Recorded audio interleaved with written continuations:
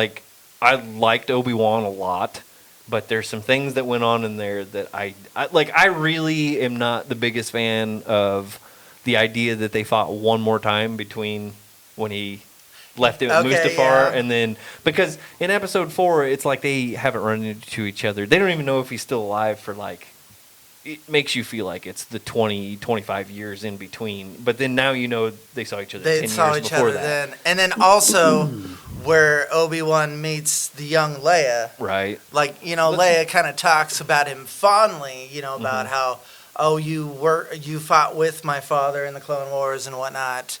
But now we're seeing, you actually knew me when I was like 10 years old. That didn't bother me too much, just because the hologram is pretty. How do I want to say this? The hologram's a little bit vague enough that it's not. It didn't bother me so much that he had, a small relationship with her before. Like, and it also, to me, that one actually does kind of tie it together as to why she's just like, hey, it makes sense to ask this guy for help. Which, you helped me before. I just really like the idea of Anakin and Obi-Wan not seeing each other from the time that he turned him, basically turned to Darth Vader to. What I did love about that. Now, I loved the fight. I loved everything that was the content. Awesome. By all means, that's one little thing I didn't like. And like people getting pissy during the Acolyte about.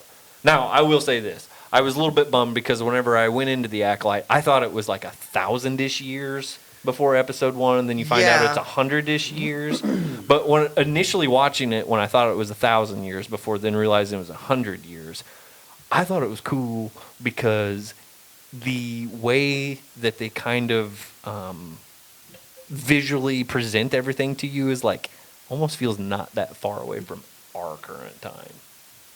Does that, you know what I mean? Okay. Like maybe it's like just the way they dress is very like you could see us migrating to there. The space travel's not quite as impressive as it gets later, and then like even like their Jedi skills are closer to like martial arts than they are kind of what they are in regular Star Wars. I thought that was cool, and then there was like, well, it's only 100 years before, and I'm like, oh, that kind of. I mean, it was a way for them to not as cool. Insert Yoda. It changed a lot. Yeah.